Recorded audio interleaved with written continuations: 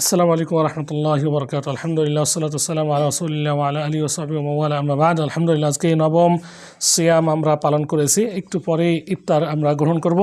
আমরা যাদের পক্ষ থেকে আজকে ইফতার করেছি গ্রহণ করব তাদের জন্য দোয়া করছি। বিশেষ করে একজন আপু তিনি খেজুরের টাকা দিয়েছিলেন এবং আমরা আশরাফ ভাই ডেনমার্ক অধিবাসী প্রবাসী আমার শ্রদ্ধাভাজন একজন স্টুডেন্ট এবং বন্ধু তিনি প্রত্যেকবারই কিছু না কিছু রমজানের ইফতারের জন্য বা এই প্রোগ্রামের জন্য তিনি কিছু অনুদান প্রেরণ করে থাকেন। এবারও ৩,০০০ টাকা তিনি প্রেরণ করেছিলেন। তার অর্থায়নে এবং অন্যান্য দিনী বন্ধুর অর্থায়নে আলহামদুলিল্লাহ আমরা ইফতার প্রোগ্রাম আমরা চালিয়ে যাচ্ছি। আমরা দোয়া করছি তার ছেলে অসুস্থ, আল্লাহ যেন তাকে শিফায়ে কামিলা আজরে দান করে, আমিন। এবং তার আত্মীয় স্বজন যারা অসুস্থ রয়েছেন আল্লাহ তাদেরকে শিফায়ে কামিলা আজরে দান করুন। বিশেষ করে তিনি বিদেশে আছেন প্রবাসী, আল্লাহ যেন তার রিজিকে অফুরন্ত বারাকা দান করেন। আরও এই ধরনের বেশি কল্যাণমূলক কাজ করার আল্লাহ সুবহানাহু ওয়া তাআলা তাকে তৌফিক দান করুন। আজকে ইফতারের মধ্যে রয়েছে